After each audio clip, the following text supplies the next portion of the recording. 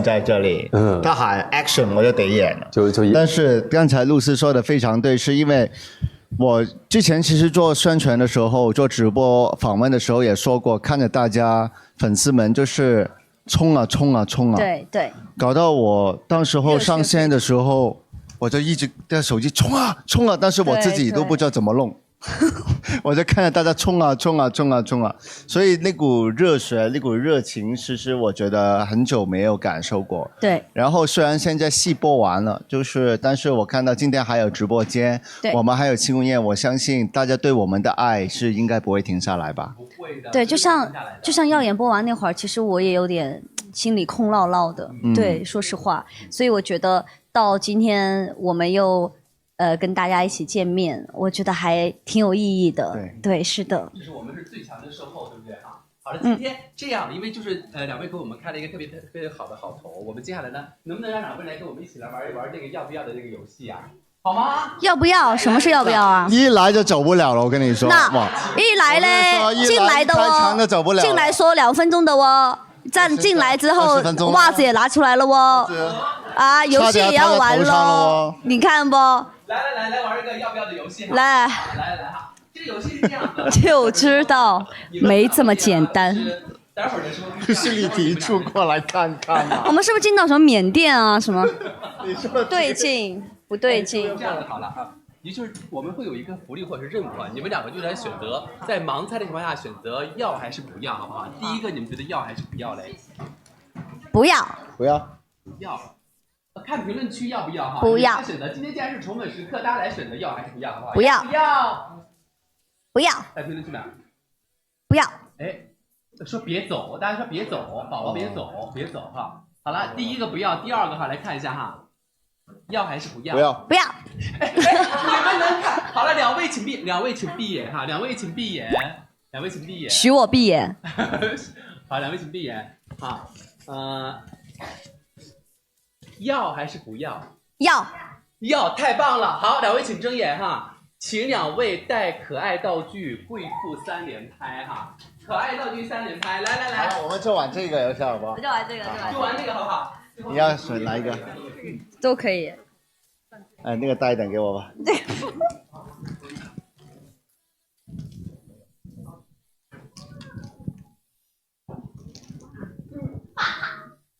可爱3连拍，比心3连拍。可爱，你要可爱一点。各位做好截屏准备哈，来。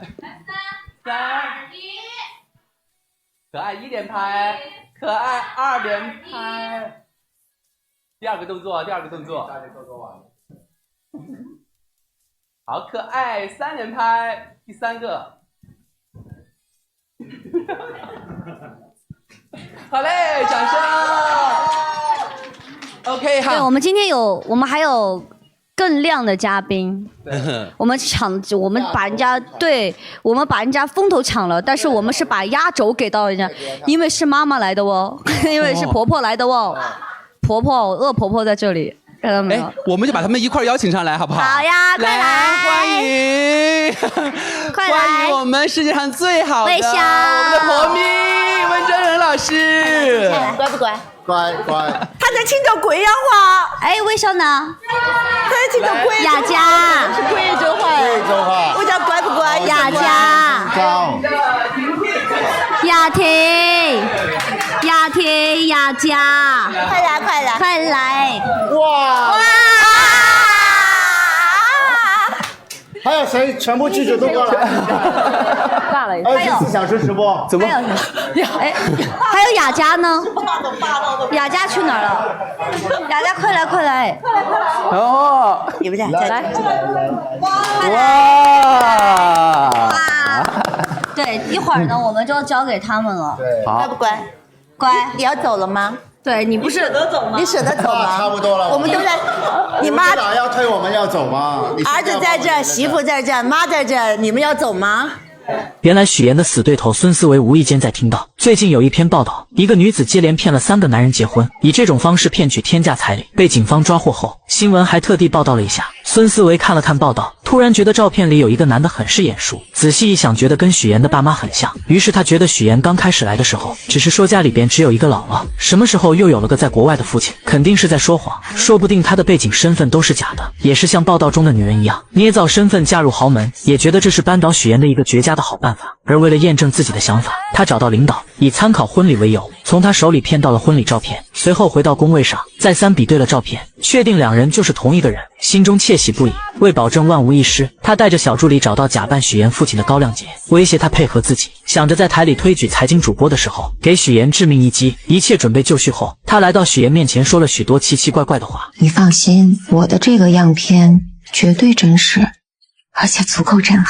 他的话许岩并没有在意，而是时刻准备自己竞争财经主持人。他的表现极为出色，评委们很是满意。隔天，孙思维特意邀请许岩做自己节目的嘉宾。许岩不知道他的葫芦里到底卖的什么药，并没有答应。可就在这时，主任出来助攻孙思维，无奈之下，许岩只好答应。节目开始后，孙思维先是向大家讲述了最近骗取高价彩礼的那个新闻，接着又请来了高亮杰。许岩看见他的那一刻很是惊讶，孙思维看见后觉得自己稳赢。他打开许岩婚礼的照片做对比，还不停地质问两人之间的关系。请问你们是什么关系？照片上的这个人是不是你本人？你是不是许岩的假冒父亲？请你正面回答。许岩见状站起来，把事情的焦点转移到两人的竞争之上。所有人都明白孙思维的能力不行，是他羡慕嫉妒自己，所以才请人来陷害他。可孙思维看着许岩慌张表情，料定自己挖到的就是王牌。照片上的这个人是不是你？你到底有没有假扮许岩的父亲？看着孙思维在那里犀利的说话，在座的同事们也有一点震惊，此刻都在下面小声的议论。一时之间，许岩的身份就这样被大家怀疑，他也顿时被推到了风口浪尖上。而孙思维看到许岩有点慌张的样子，觉得自己这个王牌简直是太炸裂了。看到对方反应不过来的那种表情，更是到达了制高点的高兴。可他万万没想到事情会迎来反转，高亮杰临时变卦，不是，那人不是我。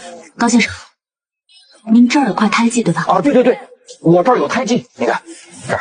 大家拿出照片仔细对比，发现婚礼上的男人脖子上根本没有胎记。原来许岩在孙思维威胁自己后，便猜到他可能查到了一些东西，于是他约见了高亮杰，商量做了这场局。而且早在之前，许岩就让男人遮盖胎记，也算是他的一张保命符。此刻的孙思维彻底懵了，他认定两人就是串通好了。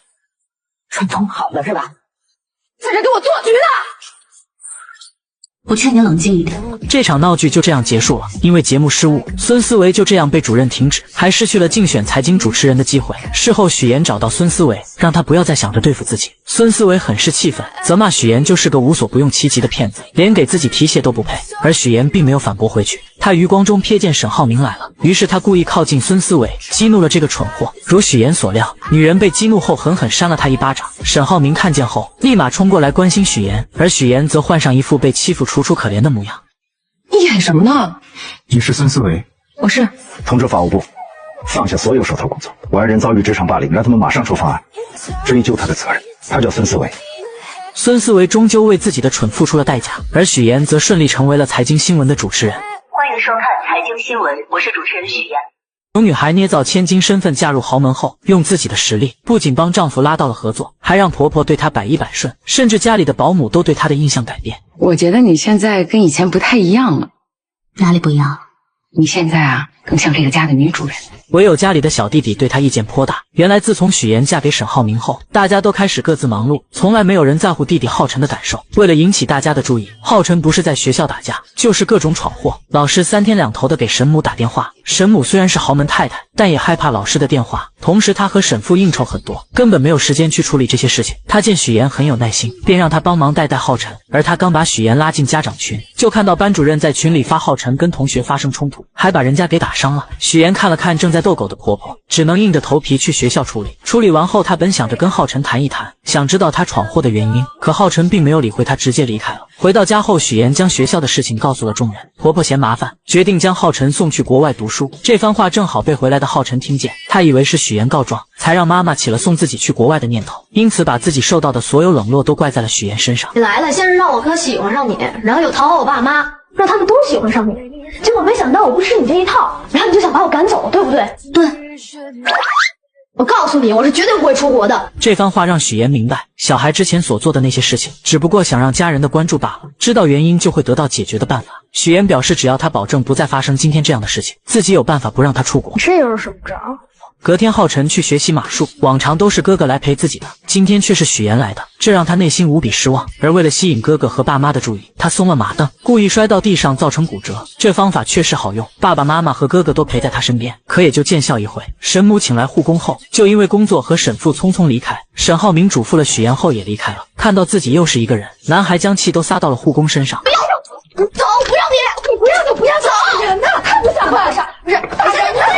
许妍看见后，默默地将地上的东西捡了起来，并表示这4个星期都是他陪着，要是再不听话就收拾他。浩辰一听，立马来了鬼点子，他开始使唤许妍，一会要吃水果，一会要喝水，挑3拣4的，就是故意为难许妍。但许妍并没有惯着他。哥在的时候你就当乖小孩，你哥走了你就欺负我是吧？我是伤员，我是小孩，你欺负我，你看我哥怎么收拾你。两人独自相处下，浩辰不再排斥许妍，许妍也用自己的方式靠近这个孩子。通过自己的方式，许妍成功和浩辰成为了好朋友。晚上，沈浩明赶了过来，许妍将自己录的视频拿出来给他看，明显能看出来男孩是故意的。现在的许妍是最懂浩辰的，因为浩辰想要的也是自己当初最想要的。小时候为了让爸妈注意自己，他也曾用过这个招数，可只要姐姐一出现，爸妈所有的爱都会加注在他身上。一个幸运的童年可以治愈一生，但不幸的童年要用一生去治愈。两人并不知道，弟弟根本没有睡觉。自此后，许妍成为这个家里浩辰最喜欢的人。而许妍为了帮浩辰完成心愿，她把画本拿给公婆看。在浩辰的世界里，爸妈回到家永远拿着手机，而自己则躲在孤僻的角落里。所以浩辰想要的不是 iPad， 也不是手机，他想要的可能是你们最珍贵的东西，就是时间。知道这件事后，沈父沈母也意识到他们的错误，于是他们都抽出时间陪伴浩辰，而就只是陪着看看电视。浩辰都是无比开心。沈浩明将这一切都看在眼里，为此特意送了许妍一辆红色的跑车。那么沈浩明到底有什么秘密瞒着许妍？他知道许妍的身世，又为什么要和许妍结婚？而许妍每帮他一次，都会拿出一样东西当做奖励。但不管沈浩明到底爱不爱许妍，这个家已经离不开许妍了。不管是沈浩明还是弟弟，就连婆婆也是一样。可回来了。怎么了吗？下个月初就是晨晨的生日，你看咱们怎么给他办好？他喜欢你，你想个主题，他肯定喜欢。我想想，事情交给你，妈去放心。如果你还不配合我，我真的不能保证接下来会说什么。小燕来了，贪图富贵，利欲熏心，为了嫁入豪门，连做人的底线都不要了。我现在就去找沈家，跟他们说清楚。自从许妍当上财经新闻的主持人后，全家人都围在电视剧前看她。婆婆为此还特意挑选了一套珠宝送给她。此刻的许妍第一次感受到了久违的幸福。可就在她以为这种幸福会一直持续下去的时候，突然出现了一个不速之客。楼下大厅有一个姓周的先生找你。男人跟许妍曾有一面之缘，几年前两人在同一家咖啡店争取想要的岗位。许妍在简历上关于家庭成员的那一栏没有填写，猎头不停地诱惑她，将父母的身份写成在国外做生意，因为这样就算查也查不出来什么。毕竟在当今的社会上，家庭背景在职场上也是一个加分项。就在许妍犹豫的时候，后面的男人，也就是周泽远制止了她。我劝你不要听他忽悠，简历造假等同于在自己的职业生涯当中埋下了一颗不定时的炸弹，说不定哪天砰的一声就炸了。到那个时候，你的信誉和你之前所付出的所有努力都将付之东流。这时的许妍还很是单纯，她想了想周泽远的话，决定实话实说。这番举动把猎头直接气走了，就算用金翻倍也不接他这一单了。出来后，许妍不停地打电话求职。突然，男人拿出2朵用报告书折成的向日葵送给她，鼓励她不要气馁，就像这2个向日葵一样，向阳而生，永不低头。两人就这样认识了，互相慰藉着彼此。5年后，周泽远再次见到许妍，这一次的他不再像以前那样，而是带着目的接近许妍。他将许妍带到自己的工作室参观，想让许妍帮自己拉到沈浩明的投资。许妍观察了一番后觉得可行，可就在她去卫生间的时候，无意间听到员工之间的对话，彻底打消了让丈夫投资的念头。我现在接的活特别轻松，网站一做啥也不干，一天500的，比你在剧组轻松多了。哎，要不你也过来吧？这不点人，就是一家皮包公司。为了验证这番说法，许妍来到大厅试探，让员工展示一下公司的项目。怎料男人听完后脸色大变，慌乱地找着各种理由不打开电脑。身后的客户也装模作样，实际上电话线根本没有接通。再翻了翻桌子上的文件，全部都是空白的。许妍瞬间明白周泽远搞皮包公司骗钱，于是再次见到他，果断拒绝了他的要求。怎料周泽远早已做好了万全的准备，他以许妍的真实身份作为要挟。有一个道理你一定明白，那就是有些事情无论你再怎么努力，他都改变不了。就像我们这种赤身裸体的人，必须要给自己加上一件高贵的衣服。既然都是同类，那更要互帮互助了。面对周泽远的要挟，许妍真是累极了。回到家后，听见婆婆叫她，只能强颜欢笑的应对。明天婆婆的闺蜜马阿姨要带一个人来家里做客，不知道该做什么。许妍立马给出了意见，可她怎么也没有想到马阿姨带的人竟是周泽远。在喝茶的时候，周泽远不停忽悠两人，许妍只能眼睁睁看着他胡说八道。她不敢帮周泽远，更不敢揭穿他的真面目。实在听不下去的她借口接水离开了。可没想到周泽远竟追了过来，他彻底撕破脸皮，逼迫许妍让沈浩明投资。让你老公投资的事儿，我是跟你聊呢，还是跟你婆婆聊？你的商业计划书和你的财务报表，无论是我婆婆还是我先生看，都会发现漏洞。不要再想诸此的事情了。周泽远见许妍不上当，继续忽悠他，表示只要沈浩明一小笔的投资就行。但聪明的许妍很快就识破了他的阴谋。周泽远要的不仅仅是钱，他最想要的是沈家的名声，借沈家的势力骗更多的钱。你现在所做的一切都是敲诈勒索，是犯罪。小妍，我突然发现你这么维护沈浩明，这么在意他，你原来是个纯爱战士啊！我今天听到的最滑稽的故事，说一个贫寒女骗子嫁入豪门，她不是为了钱，她居然玩起了纯爱。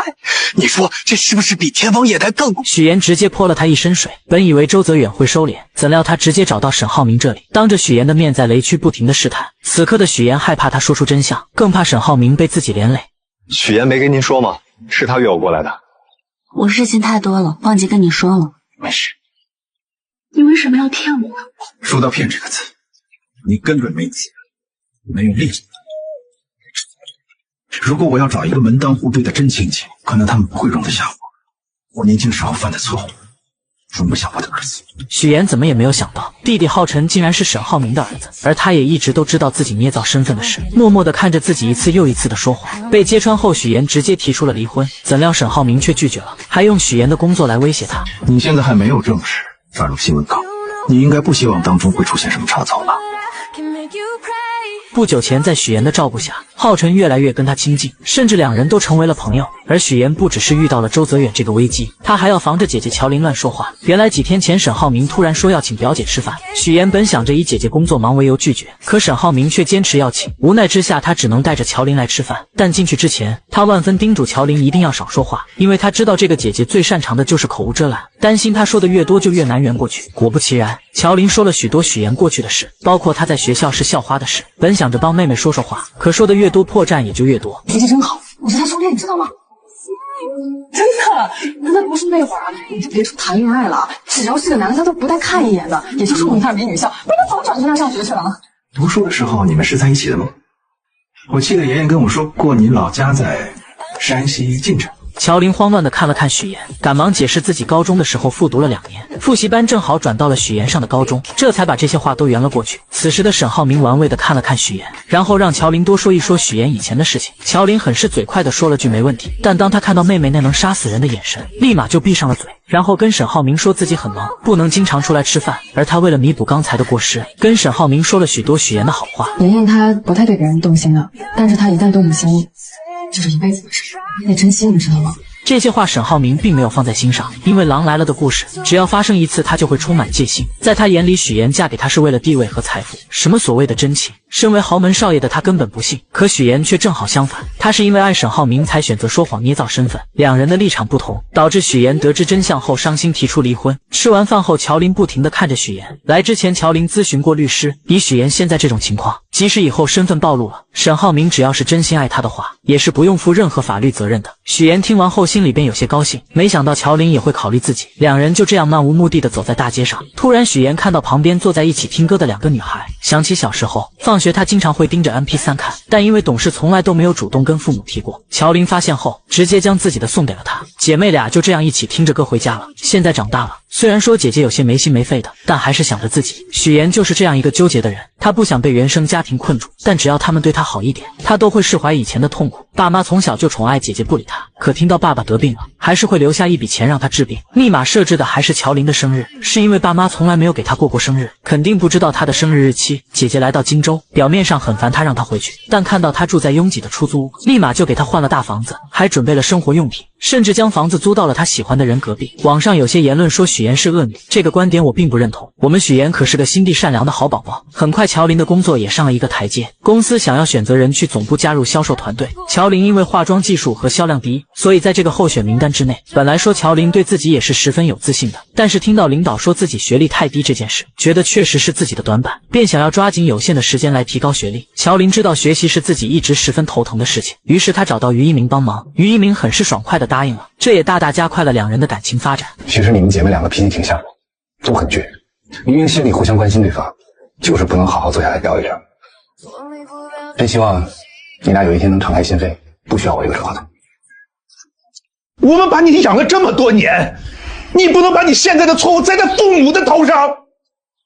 不会的，你们不会知道你们做错了什么。自从许妍得知周泽远办皮包公司骗投资后，便拒绝了与他合作，因为他明白，虽然周泽远只让沈浩明投资一小笔不起眼的钱，但他的目的却是借着沈家的势力去骗更多的人。可周泽远又怎肯轻易罢休？他将许妍不肯帮忙，直接来到沈浩明面前，不停地提起许妍的假父母，试图让他说服沈浩明投资他的公司。但他心里的那点小九九早就被老谋深算的沈浩明看清，他并没有继续和这个骗子谈下去。谁知周泽远又找到许妍，直接撕破那虚伪的嘴脸。如果你还不配合我真的不能保证接下来会说什么。无论你说什么，我都不会让沈浩明牵扯进你的骗局里。周泽远还是低估了许妍对沈浩明的爱，不管他怎么胁迫，许妍根本不愿配合。怎料男人见许妍这样，为了拿到钱，他往后退一步。这次他可以不要沈浩明的钱，但这笔钱必须许妍来出。我给你1晚上的时间考虑，否则我就在网上曝光你。从这之后，男人像个恶鬼，时刻缠着许妍，就连晚上都会打电话催着要钱。而这些沈浩明都明白，他早就让助理查过周泽远是个什么样的人，也知道许妍打电话的对象就是他，但他什么也没有说，只是悄悄在背地里帮许妍解决一切。经过1晚上后，周泽远并没有收到钱。一个人能无耻到什么地步？他将许妍堵在停车场，迫不及待地想要拿到钱。好在姐姐乔琳及时出现，假装打电话报警，这才吓跑了周泽远。许妍为此很是感动，姐姐还是那个姐姐，虽然从小父母偏心她，但她依旧是那个将自己护在身后的姐姐。虽然姐没什么能耐，但是妍妍你放心，只要有我在，绝对不能让你受欺负了。我揍他。谁知周泽远更加得寸进尺，这次他直接把许妍亲生父母请到了荆州，还将他编造假故事嫁进沈家的事全部托盘而出。乔爸得知后暴跳如雷，他不理解许妍为什么要这么做，为什么会变成现在这样。我乔建斌一辈子没有做过一件见不得人的亏心事，怎么养出你这样一个女儿？乔爸不停地辱骂许妍，什么话难听说什么，觉得女儿就是贪慕虚荣、利欲熏心，连做人的底线都不要，甚至要去沈家坦白真相，揭穿女儿的骗局。许妍听着父亲的谩骂一点表情都没有，因为她早已死心。在高考那年，她就已经对这对父母不抱期望了，也从来没奢望过他们能够理解自己。无论在什么时候，我遇见沈浩明这样的人，我就是会不顾一切手段，抓住机会跟他在一起。那你也不能欺骗人家。我也不想骗他，是因为从小我就知道，所有的事情我只能靠自己。许妍的话像棉花一样打在这对父母身上，丝毫没有波澜。此刻的乔爸从来没有想过他们的错，甚至觉得要不是他们把许妍接回来，他怎么会有今日？他从来不会想过许妍本该过上像乔琳一样的生活，可他的出生不被期待，只因为他不是个男孩，还患有先天性心脏病。不会的，你们不会知道你们做错了什么。听完这话的乔爸起身就要去沈家揭发许妍，乔母连忙拦住他，嘴上说着为女儿考虑的话，可这幅画面在许妍眼里却是无比的可笑。乔家两口子从来没有想过儿时的经历对许妍的影响有多大，他们也从来没有想过以前是多么偏向大女儿，他们只会觉得我养你一场，怎么到头来还成了我们的错了？是他们亲手把许妍推开，现在却又嫌弃她什么事情都不跟他们说，真是讽刺。这是在演哪一出啊？我明白了，是因为你们觉得这样的生活是应该属于乔琳的，而不是我。这是说你们想要去跟沈家告发我，再从我这敲诈勒索一笔钱。你怎么能这么想？从此我们断绝父女关系，你再也不是乔家人。乔，如果真坐牢，有你陪着也挺好。面对周泽远的威胁，许妍宁愿鱼死网破，也不愿将沈浩明被他拉下水。不久前，周泽远为了让许妍劝沈浩明投资自己的公司，特意将在老家的乔家两口子请了过来。乔爸得知许妍未嫁豪门，竟然捏造身份，恼羞成怒下选择跟许妍断绝关系。而许妍听到后心里并没有任何难过，甚至觉得是一种解脱。为了封周泽远的口，他不得不把沈浩明送给他的跑车卖掉，将钱转给了他，并警告他这是最后一次，如果还会有第二次，自己一定会报警。怎料周泽远根本不满足，他想要的远远不止这一点，于是他继续用自己手中的把柄威胁许岩，而许岩丝毫不受他的威胁，眼前的男人就是个十恶不赦的诈骗犯，无论如何都不会让丈夫上当，为此他不惜和对方鱼死网破。好，那就试试，看谁豁得出去。谁知周泽远恼羞成怒下竟对许岩动手，而许岩也不惯着他，直接一个包击就打了过去。一下1000万，要不再来一下？就在两人僵持的时候，沈浩明打来了电话，他约周泽远下午2点去打高尔夫。这是他自己送上门的，与我无关。下午，沈浩明主动谈到注资，还提出追加投资款。许岩听着很是着急，他想方设法的阻拦，却根本拧不过心意已决的沈浩明。周泽远走后，许岩还是让沈浩明小心这份投资，因为不了解对方的公司背景，想让他再慎重的考虑一下。我希望你待在我身边，每一天都是开开心心、无忧无虑的，不是愁眉苦脸。这天过后，周泽远就消失得无影无踪，直到4个月后，许岩才知道周泽远被抓。他很庆幸沈浩明没有被骗，但是又觉得他好像跟自己之间有点距离，因为他说什么话都是欲言又止的样子。原来沈浩明早就知道一切，他让助理调查了周泽远，也知道许岩受威胁卖掉了自己送的车子。而为了让许岩不再发愁，沈浩明以代理人注资的名义，一边安抚周泽远，一边调查他的犯罪证据，让他再也没有机会威胁许岩。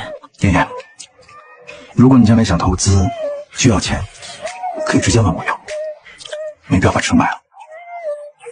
听见这话的许岩心里咯噔一下，很是担心丈夫是不是已经知道了些什么。没人倾诉的她，只能找姐姐乔琳。乔琳也很是奇怪，周泽远怎么莫名其妙的被抓了。许岩虽然也不知道，但他总感觉有人在背后默默的帮他。乔琳还是觉得，还是找个机会把这件事早点跟沈浩明说清楚。毕竟看着沈浩明那么爱许岩，知道后肯定会原谅的。我是想跟他说的，一直没有找到合适的机会。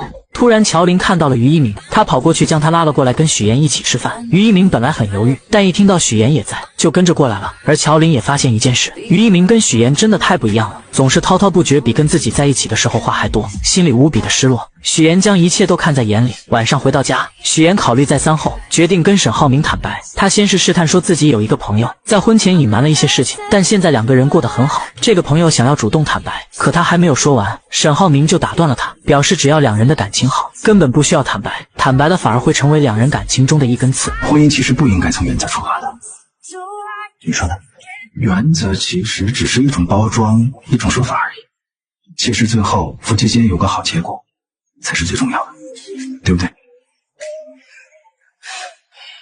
许岩的第3个追求者终于出现了，男人名叫蒋亮，是商界有名的花花公子。许岩以不同寻常的装扮出现在酒会上，瞬间吸引到了他的目光。原来沈浩明虽然通过许岩跟黄总达成了合作，但现在沈父并不支持他，没有资金支持的沈浩明只能通过拉投资来做自己项目的后盾，这样才能顺利进入董事会。于是他盯上了远航基金，希望能够得到蒋家姐弟的支持。而这次即将举办的金达酒会，两人正好过来参加，所以他希望许岩能够做足功课，了解蒋云和蒋亮的全部资料，好能跟两人搭上线拉投资。许岩二话不说答应了下来。很快到了酒会那天，沈浩明先来到了酒会，他在黄总的调查下得知，蒋云和蒋亮两人是出了名的难合作。姐姐蒋云沉稳冷静，做事杀伐果断，脾气也是出了名的臭，被商圈的人称为投资界的黑玫瑰。弟弟蒋亮看似是个花花公子，实际心思缜密，对数字十分敏感，是远航基金的活账本，还有过目不忘的本领。黄总能做的也只有这些，接下来也只能靠沈浩明自己的能力了。同时他想借助远航基金的事被方磊得知，方磊为了证明自己比许岩强，也来到酒会，本想着找蒋云聊一聊，可蒋云丝毫看不上他，并没有过多理会。无奈之下，他只能去找蒋亮，以为这个花花公子很好攻略。他看见蒋亮因为喝酒难受，便主动调了一杯特制的解酒秘方，番茄汁，然后再加蜂蜜，这两加起来可以解酒。这一幕正巧被沈浩明看见，瞬间勾起了他的回忆。那时的他跟一个女孩也曾经喝过这样的解酒神药，而女孩正是他的初恋女友，也是方磊的姐姐。此时的方磊并没有注意到沈浩明的到来，他蹲下身细心地为蒋亮擦掉鞋子上的污渍。沈浩明明白他这么做是为了帮自己，但他很清楚蒋亮只会在吃喝玩乐的时候才会想起身边的女人，于是他直接上前劝说方磊，这么做只是多此一举。我没那么大野心，我只是想帮到我们的项目，哪怕让他多一点好感，做花瓶做陪衬我都没有关系的，你不用管我，我心甘情愿的。绿茶不愧是绿茶，她的故作柔弱也确实吸引到了沈浩明的怜爱。看他为了自己跟别人喝得酩酊大醉，还是端来了一杯热牛奶。而方磊也很是绿茶，他故意将姐姐的手链留了下来，为的就是让她想起姐姐。另一边的许妍却与他不同，他故意穿着记者专用的马甲来到酒会，不一样的装扮瞬间不仅吸引到了蒋云，还有他的弟弟蒋亮也眼前一亮。许妍表示自己是外采太晚了，没来得及换衣服。这个马甲很方便，可以装很多东西，又防风防水。户外作业嘛，最害怕天气阴晴不定，设备一旦受到影响，就会前功尽弃。许妍的这副样子让蒋云想起了他以前的样子，看到对方很随和，便主动提出让他穿自己的礼服。小沈总真的很好福气，娶到你这么漂亮的妻子，工作能力又强，晚上还能陪着丈夫应酬，真的是贤内助。许妍听完后表示自己虽然嫁了一个好家庭，但更多的不想当一个贤内助，更想能够帮助丈夫。但蒋云早已识破了她的伪装，她开门见山地指出，许妍穿工作服现身，就是为了模仿自己以前当记者时候的装扮，用这种方式来博得她的好感。被戳破心思的许妍很是尴尬，但下一秒蒋云却说她成功了，因为刚才在她身上看到了曾经的自己。随后许妍拿出收集的蒋云以前采访的照片作为礼物送给她，这不禁让蒋云对她的好感加剧，她很喜欢这份礼物。出来后许妍借撩头发，对着沈浩明比了一个 OK 的手势，她瞬间明白成功了，于是她走过去，还主动帮许妍争取到了蒋云的专访。边走边聊吧，走吧。不要599，不要499，不要299。许妍得知自己被沈浩明欺骗利用后，直接选择离婚，净身出户。一旦利用，跟沈家所有关系的资源，跟你一点关系都没有。沈浩明本以为自己这么说就会让许妍知难而退，怎料许妍宁愿去直播卖火，做主播，每天吃东西吃到快吐，都没有向他低头。不久前，在许妍的帮助下，沈浩明成功和蒋云搭上线。看着许妍这样被蒋云众星捧月地带走了，方磊心里很不是滋味，于是他故意在沈浩明面前假装自己喝了许多酒的样子，来到卫生间吐，想要得到他的怜惜。而沈浩明也上当了，他来到方磊面前，表示自己和远航基金的合作已经谈妥了，让他没有必要再这么讨好蒋亮了。合作才刚开始，以后的路还长着呢，只要是对你有用的关系，我都会竭尽全力去给你维护好的。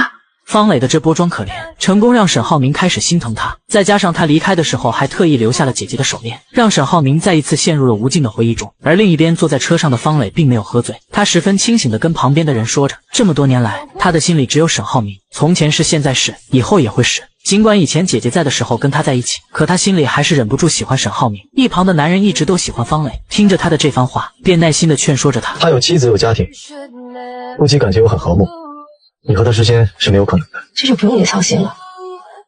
与此同时，回到家的沈浩明拿出那条手链，回忆着和初恋的种种。就在他沉浸在回忆中无法自拔的时候，许妍的出现打断了他的思维。你让我采访蒋总的事，怎么不提前问问我？许妍不理解沈浩明为什么那么信任自己，但听到他说自己是最好的，心里很是高兴，将那点怀疑全部都消散了。隔天，蒋家姐弟找到沈浩明提出合作，但却表示他不是他们心中理想的合作对方。此刻的沈浩明并没有慌，而是拿出昨晚拍的照片，表示许妍现在是公众人物，她的形象和公信力影响巨大。这张照片刚发上去就上了热搜，而且还推动了两家的股票上涨，足以证明与他合作只会赢不会输。而就在蒋家姐弟以为沈浩明做的这些都是迫不及待想要跟他们合作的时候，却被他反将一军。现在投资给我的刚好也是4家公司，那我为什么要选择远航？那我等你们电话。沈浩明走后，蒋云觉得这件事情变得越来越有意思了。因为这次事情的成功，沈浩明再次送给许妍一份礼物。看着手中厚重的礼物，许妍心里五味杂陈。一方面是他为沈浩明的用心而感动，另一方面则是内心的愧疚。礼物越贵重，他内心的负担就会越重。那些编织的谎言终究压得他喘不过气来。很快到了许妍的生日，沈浩明特意准备惊喜给他，可却因为方磊的一通电话给破坏掉了。原来方磊为了破坏两人，故意打电话给沈浩明说自己已经见过浩辰了。沈浩明无奈之下只能先去找他。刚进来，方磊就以此为要挟，让沈浩明跟自己在一起。可沈浩明根本不喜欢他，他让方磊看在姐姐的份上放过自己。谁知方磊竟然直接拿起药全部喝了下去，嘴里还说着要去找姐姐。沈浩明见状夺过瓶子看了看，顾不得其他，立刻抱起方磊送他去医院。而此刻在工作室等了许久的许妍还在等待着沈浩明。不久后沈浩明回来了，许妍以为他是因为工作上的事情耽搁了，并没有多说什么。而沈浩明来到衣帽间，看着镜子中的自己，想起当年初恋因为潜水逝世的事情。可他万万没想到，方磊为了跟自己在一起，竟然把沈浩辰是他儿子的事告诉了许妍。浩明跟浩辰根本不是亲兄弟，而是亲父子。浩明哥在伦敦留学的时候跟我姐谈恋爱，我姐意外怀孕，生下了浩辰，一生下来就被沈家接走了。据我耀眼中的沈浩明算是我看过的国产剧最有心计的男主了吧？为了达到自己的目的，他可以装作一副深情的模样欺骗许妍，还可以跟初恋的妹妹逢场作戏，直到将两人的价值全部利用完，然后丝毫没有留恋的直接抛弃。沈浩明，我说我爱你，你把我当疯子！我告诉许妍，我要告诉我被你都做什么？在沈浩明的眼里只有事业，从来没有感情。许妍这样的纯爱战士，在他眼里就是有利可图。不仅仅是因为许妍刚开始就欺骗了他，还有出身豪门的他根本不相信这个世界上有真爱。不久前，沈浩明为了向父亲证明自己，他背地里调查了即将合作的世丰集团。在签约的时候，警方以行贿罪的名义将世丰集团的董事长带走了，沈父也因此受到了牵连，公司的股票也断崖式下跌，这些都让公司陷入了前所未有的危机中。这时沈浩明却站了出来，他向父亲表明自己的新项目已经得到了远航基金的支持。沈父听完后很是惊讶，因为他明白这些人这些事是不可能在这么短的时间内完成的。久居商场的他立马就反应过来，儿子早就有了周密计划。沈浩明见状也不再隐瞒，他表示自己早就对世丰进行调查，公司内部出现了极大的问题，暴雷是迟早的事。而为了让公司的股价回暖，沈浩明决定对外放出与首科合作的消息。这条新闻就是许妍的节目播出。这一番操作让沈父认可了儿子，渐渐的让他开始接手处理公司的事情。而沈浩明杀伐果断的手段，第一时间就是开除在公司在其位不谋其职的人。吴叔得知自己要被开除的时候愤怒至极，可沈浩明早有准备，他将这些年老吴在公司这么多年利用职务之便在美国和澳洲购置的房产全部都罗列了出来。老吴对此无话可说。晚上许妍来到公司准备和沈浩明一起去吃宵夜，这时老吴却过来了，他声泪俱下的哭诉着自己这么多年来对公司的贡献，希望沈浩明不要开除他，甚至跪下来求他。但沈浩明丝毫没有心软，你做这些事情之前就应该想到后果，留在公司是不可能的。沈浩明的这番话看似是跟老吴说的，实际上也是有意让许妍听。而老吴见这招行不通，竟拿出了事先准备好的刀。走在后面的许妍发现后及时推开沈浩明，自己却被划伤。而沈浩明反应过来后立即将老吴给制止住。隔天沈浩明直接拿出附属卡作为奖励送给许妍。我不想要这个卡，必须带手下来，还有其他礼物呢。看着接了电话就匆匆离开的沈浩明，许妍心里很不是滋味，因为开播就登上热搜。刚出场，他将自己伪造成名媛千金的人设，为了能够成功嫁入豪门，不惜雇人伪装自己的父母。资料上个星期就已经给到过了，我希望二位能够熟背。您的专业是 Environment Build。 来沈家前，许妍专门对两人进行了训练，不仅在穿衣打扮上多加注意，还有喷的香水都准备妥当，为的就是不让沈家父母看出破绽。他将自己打造成千金名媛，父亲是国外知名大学教授，自己则是刚从国外回来。这些话表面上看似没有破绽，可身在豪门的沈家父母也不是善茬。沈母端起茶杯微微一笑，因为她不相信许妍真是出身名门，于是她开始了自己第一轮测试。这所大学我去年去参观调研过，校内食堂很糟糕，都是白人餐。校外 Master Student 都是有家中餐馆，北京烤鸭非常地道。你们去吃过吗？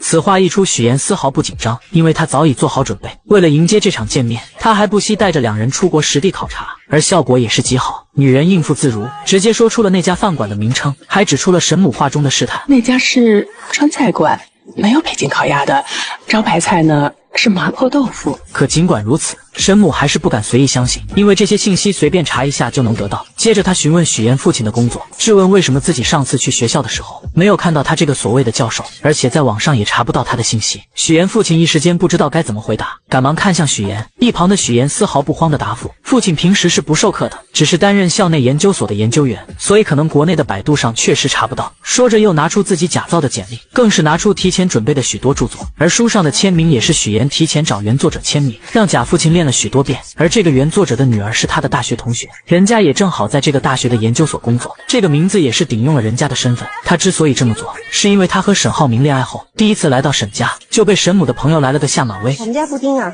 就是个傻狗，除了长得好看，啥也不是。还行啊，挺聪明的哈。布丁多好啊！来来。就连沈家的下人也对他冷眼相待，因为他看起来就不像有钱人家的小姐。你跟在这里面进进出出的夫人小姐们不太一样。哪里不一样？你的头发有点干枯毛躁。沈母觉得儿子配对的应该是豪门千金，而不是这样的小门小户的女孩，便对许妍百般挑剔，甚至将她当成下人使唤。我在会所点了几个菜，一会儿做好之后你去取，一会儿啊把餐取回来之后就交给阿姨。你先回去吧，我会告诉浩明的。离开前，沈母特意约许妍周六见。很快两人第二次见面，许妍为了这次见面精心准备，她听从了保姆的话，还给自己的头发做了高级回礼。可沈母却不是一个人来的，为了让许妍知难而退，他叫来了许多女孩，这些女孩不仅年轻漂亮，还个个家族背景强大，不是金融投行就是国际精英律师，这些人都能在各个方向帮助沈浩明。等所有人走后，沈母也开门见山地说出了自己看法。从上次开始，沈母一直都在观察许妍，便认定她的家庭一点不好。许小姐，你的问题就是太会隐忍。刚才这几个女孩子身上都有一种看淡一切的松弛感。沈母就是要逼走许妍，因为她的儿子就要听从她的安排，迎娶能帮助他们沈家的人。本以为她的举动能逼走许妍，却没想到许妍为了嫁入豪门，竟开始捏造自己的人生。Syracuse University 是我父母在国外任职的学校，这也就有了刚开始许妍雇人假扮父母的事。而这不是她第一次说谎。许妍的出生并不被父母期待，她刚出生就患上了先天性心脏病，父亲不想要她，是外婆将她救下，但她渴望一个美好的家庭，便在作文里虚构了一个幸福美满的家庭。后来她还将自己的姓改成了和外婆的一样。18岁的我改了名字，从乔妍成为许妍，跟姥姥姓。我想做的只有一件事，让姥姥过上好日子。因餐桌上的一个小举动，女人便察觉到未来儿媳在说谎。他们是你的亲生父母吗？感觉你跟父母之间不太熟。作为母亲，连自己的女儿不吃鸡蛋都不知道吗？虽然许妍对于父母的回答天衣无缝，但沈母一直都对她的身份抱有怀疑的心态。于是，在饭桌上，她一直都在观察许妍一家，试图在他们身上看出一些破绽。很快，她发现许妍的母亲不停地给许妍加鸡蛋吃，可许妍却纹丝不动，很明显是不能吃鸡蛋的。有的事情真的假不了，假的也真不了。我要听实话。这番话说的许妍差点招架不住，但她很快就有了对策。先是对沈母说对不起，说自己说谎了，表示自己从小是跟姥姥在一起生活，父母为了前程抛下她很早就出国工作了，所以自己基本没怎么见过他们。接着她对沈母打起感情牌，眼泪一下子就流了下来，说自己从来都没有感受过父爱和母爱。如果这次不是因为浩明，不是因为要结婚，我想我根本不会联系他。其实许妍在这里也算是说了真话，她从小确实跟姥姥一起生活，父母将她生下就不管不顾，只将姐姐带在身边。但6岁的时候，姥姥为了让她能有学上，坚持让女儿把她带了回去。许妍本以为回到家里会得到父母的疼爱，可到了才发现，在这个家里她仿佛是个外人，父母只疼爱姐姐，他们还嫌弃自己是个累赘。本以为只要好好学习，拿到好的成绩，就会得到父母的疼爱，可在上高中的时候，因为家里没有钱，父亲为了能让姐姐考大学，还特意到学校不让她再继续读下去。你凭什么不让我参加高考？我正在跟你的老师谈话。你凭什么不让我参加高考？凭我是你爸，凭我是一家之主。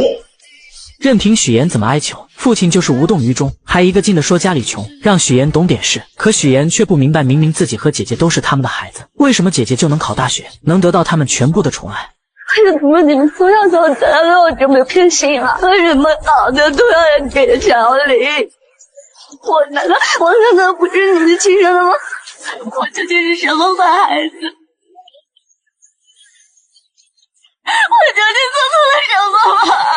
怎料父亲听完后，非但没有感到愧疚，反而觉得许妍不孝顺，恼羞成怒下直接打了他一巴掌。这一巴掌彻底将许妍的幻想破灭，他不再期待父母的爱。好在家里还有姥姥陪着他，他哭着跑回家，不停地拍着门呼喊着姥姥。来了。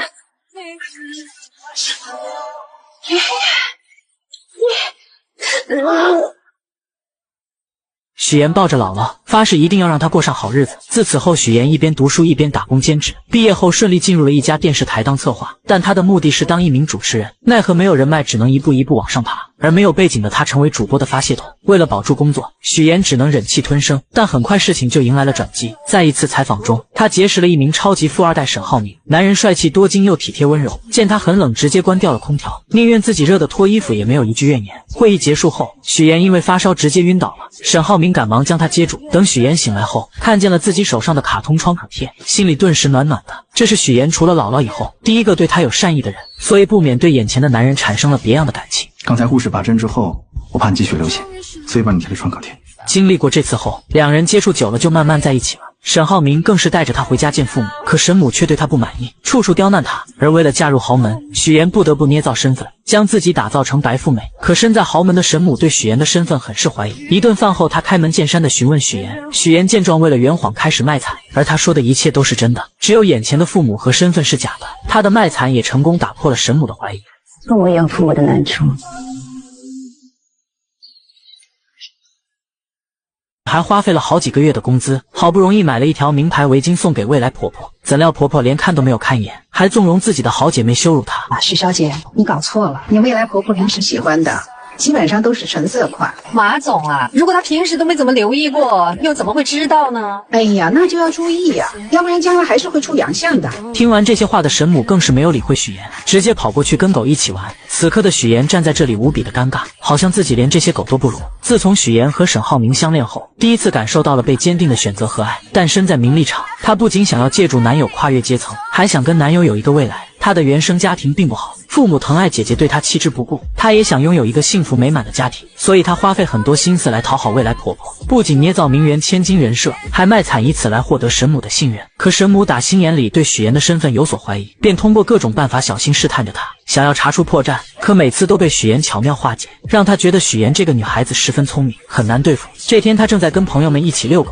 许岩过来后，她就开始端着架子什么也没有说，让自己的朋友们将许岩羞辱了一番，接着就去逗狗，将许岩独自晾在一旁。我觉得这个女孩各方面品味都不行，你再考虑考虑，别急着结婚期。而许岩第一次买奢侈品就被嘲笑，对此很是无奈，于是他趁和保姆出去买菜，问问他沈家人的爱好，迫切想要从中获取一些信息。可保姆因为上次和他说话被神母发现，早就被叮嘱过，什么事情都不敢跟许岩说。但这一趟他也没有白来，在保姆口中得知，沈浩明之前交过好多女友，但都因为神母不满意，再加上他那些好姐妹在背后出招，就把这些女孩通通赶走了。许岩一听瞬间明白，要想攻略未来婆婆，就要先融入她这些好姐们的圈子里。自此后，许岩便开始对这些豪门阔太们马首是瞻，他们在打球，自己就在旁边捡球跑得很欢，根本不知道人家正坐在一旁讨论他。我看这姑娘不显山不漏水的，还挺有成绩。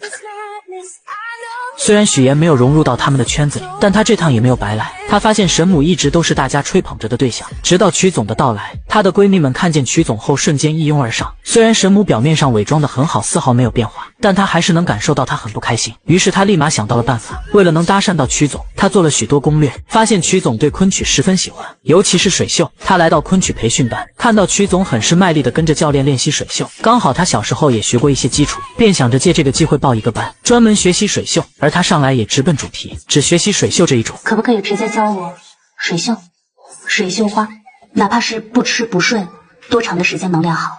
最快也得1个月。自此后，许岩很是努力，在教室练习，在家里练习，工作的时候也在练习。功夫不负有心人，他的努力终于被曲总看见。曲总看到这个小姑娘练得很刻苦，而且零基础就很好，忍不住想邀请许岩来参加自己举办的昆曲大赛，还向她请教水袖花的技巧。随着两人相处逐渐熟络，许岩也偷听到她最想要的资源，那就是莱茵国际学校的入学名额。她灵机一动，找到神母的闺蜜美玲姐帮忙，因为美玲姐有莱茵校董的人脉，而她的丈夫也需要曲总丈夫的投资，所以她建议美玲姐带着校董来参加自己的节目，她则跟曲总牵桥搭线。一切准备就绪后，许岩又找到曲总邀请他参加，告诉他这档节目不仅莱茵校董会去，自己还给他量身定制了昆曲环节，这让曲总很是心动。节目开始后，许岩更是利用节目环节帮助3个各需所需的人建立关系，而这档节目播出后效果也是极好，收视率一路飙升。许岩也拿到自己梦寐以求的主持人位子，而他更是将利益最大化，来到沈家给足神母面子，给他的好闺蜜们名额上节目，并且将这些好的事情都推给神母。神母听完后很是受用，觉得许岩很是有格局，第一次让他坐到自己身边。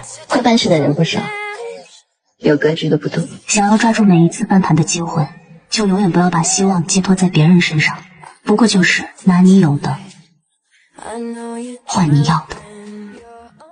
许岩，我以前怎么不知道你这么有野心有手段？我能挖独家，能做全链条，有专业能力，我凭什么不争不抢？我从来不觉得有野心有手段是句坏话，就当你在夸我吗？原来许岩通过策划的家宴节目，收视率一路飙升，不仅得到了梦寐以求的主持人位子，还不用看电台一姐的脸色。可对方却很不服气，认定许岩就是靠富2代男友才有的今天，甚至以前辈的身份提前来抢许岩的化妆时间。许岩不想为难化妆师，便让他先化妆，可孙思维却不依不饶，嘲讽许岩就录了一次节目，就以为能和自己平起平坐了。许岩听完后并没有生气，而是拿出自己的成绩，表示不仅仅是这个节目，还有其他节目邀请他，而且自己的节目播的时候平均收视率是4，孙思维的却是1，谁有实力这不是很明显？孙思维听完后瞬间破防，嘲讽许岩要不是绑上了个富2代男友，怎么可能会有这样的收视率？还造谣许岩的策划案是不是都是男朋友买的？但许妍丝毫没有生气，而是微笑着对了回去，气得孙思维直接摔了化妆刷。可他明明记得许妍刚来公司的时候，家里只有一个姥姥，什么时候有一对父母在国外，还成了高知家庭。小助理觉得许妍有没有可能是富家千金隐瞒身份，勤工俭学体验生活，毕竟她要嫁的还是建筑业的太子爷，身份肯定是经过调查的。但即使这样，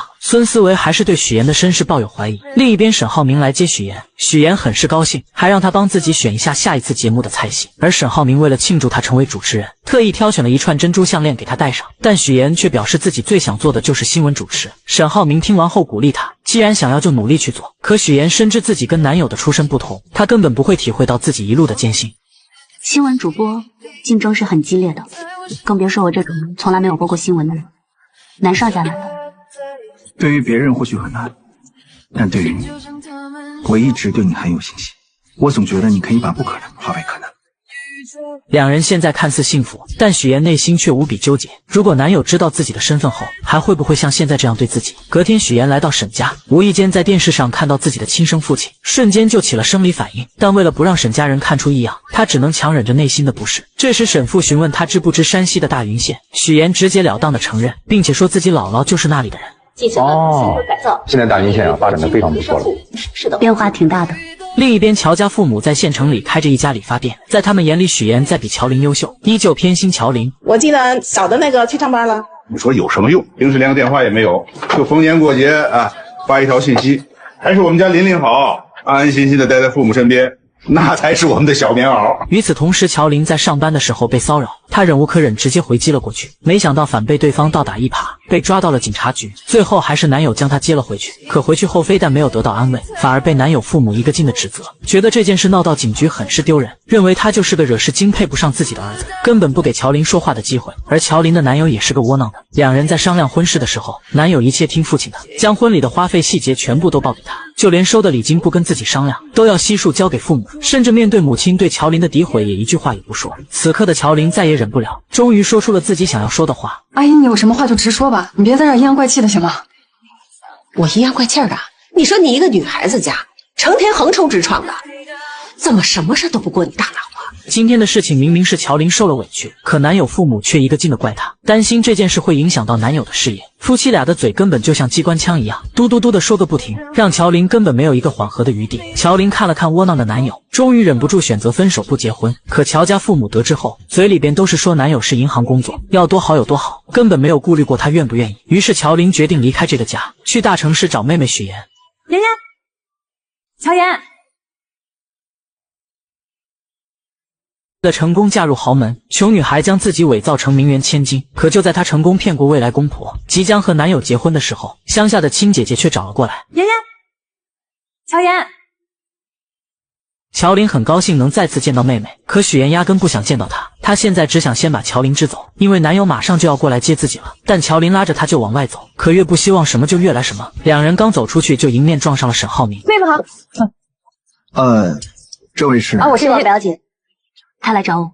乔琳没想到妹妹竟然告诉男友自己是她的表姐，但她并没有当面拆穿。随后许妍将沈浩明支走后，带着乔琳来到酒店。乔琳再也忍不住质问许妍，为什么不跟男友说自己是她的亲姐姐？我和姥姥落在一个户口本上，我姓许，不姓乔，所以从一开始你就应该知道，我的亲人只有姥姥。乔琳听到妹妹说的那些话，心里不伤心是假的，但她是既得利者，根本不知道许妍这么多年来所受的苦难。在她眼里，许妍就是乔家的一份子，是她的亲妹妹。可自从乔家父母将所有宠爱都给了她后，许妍就不再对那个家抱有希望了。而乔琳也没有想到妹妹会对自己这么抵触，要是知道，她说什么也不会过来找她。现在没有外人在，许妍也懒得装，直接说明自己并不欢迎这个姐姐的到来。如果她只是待几天就走的话，自己能做到现在这样已经仁至义尽了。希望乔琳能够识趣自行离开，因为她没有义务照顾这个不是亲的姐姐。说完就走了，但临走前再次强调了自己现在姓许。我姓许，许妍。乔琳听到妹妹说这些话很是震惊，心里边就以为她是绑上了有钱的男朋友，想要赶紧撇清自己这个贫穷的亲戚。下了电梯后，许妍给姐姐转了1万用作这几天的开销，乔琳二话不说，心安理得的收下了。在回去的路上，许妍想起小时候的事情，她的出生就不被期待，父母生完姐姐后想要再生个男孩，可自己偏偏是个女孩，还患有先天性心脏病。父亲嫌她是个累赘不想要，是姥姥一把屎一把尿将她带到了6岁。后来因为到了上小学的年纪，爸妈迫不得已才把她给接了回去。就在她以为能得到爸妈的宠爱时，看到的却是他们对姐姐的爱。家里煤气罐没有关闭，姐姐和自己都晕倒了，但是爸爸却选择救姐姐。之后也发现了自己在这个家里是多余的，为了能生活下去，他变得乖巧懂事，学习成绩也是学校最优秀的。但是爸爸却因为家里困难不让自己参加高考，甚至把家里的那份钱供给姐姐复读考大学。许妍真的忍不住了，觉得爸爸根本就不爱自己。我究竟做错了什么？我不明白。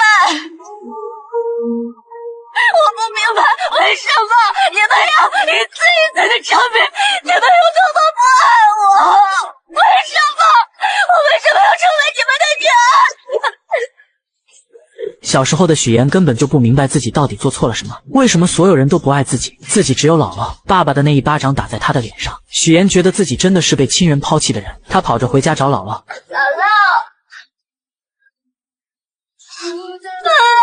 姥姥，来了。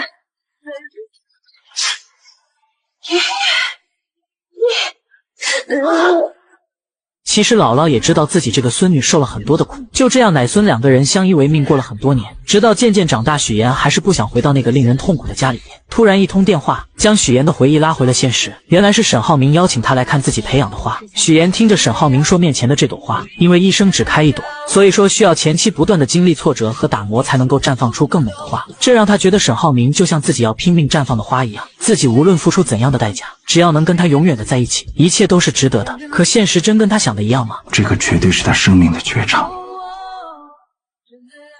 乔妍，你不是叫许妍吗？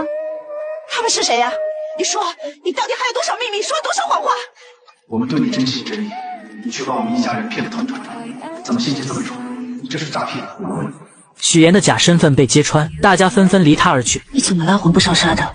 好在这些只是许妍的幻想，原来许妍和两家父母刚试完礼服回来，就看到亲生父母找了过来。此刻的她想要逃离这里，脑子里幻想到了自己被揭穿身份的下场，这才发生了开头的那一幕。但就在乔家二老要发现许妍的时候，沈浩明突然说公司有事，将父母支走了。等沈家一行人走后，许妍将父母拦了下来。刚才那个招手的是金达集团的沈总吧？二位是？我们是他爸妈，我们是婚庆公司的。恭喜恭喜啊！刚才那几位就是你们未来的亲家和女婿。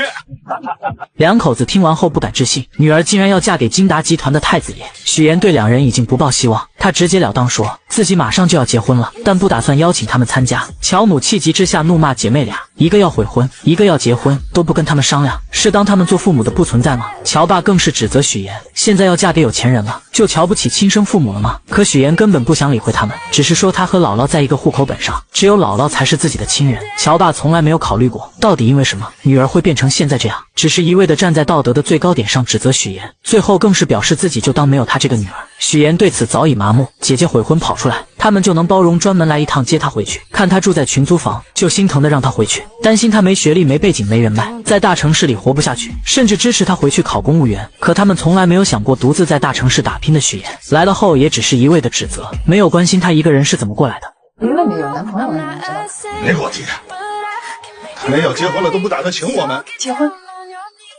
得知妹妹即将结婚，乔林又找了过来，无意间碰见了假扮许妍父母的两人，这才得知妹妹竟然伪造自己的身份。见姐姐既然已经知道，许妍也不再隐瞒，她表示自己很爱沈浩明，如果不伪造富家女的身份，沈家父母就会逼他们分手，她不得已才会这么做，也希望姐姐不要来搞破坏。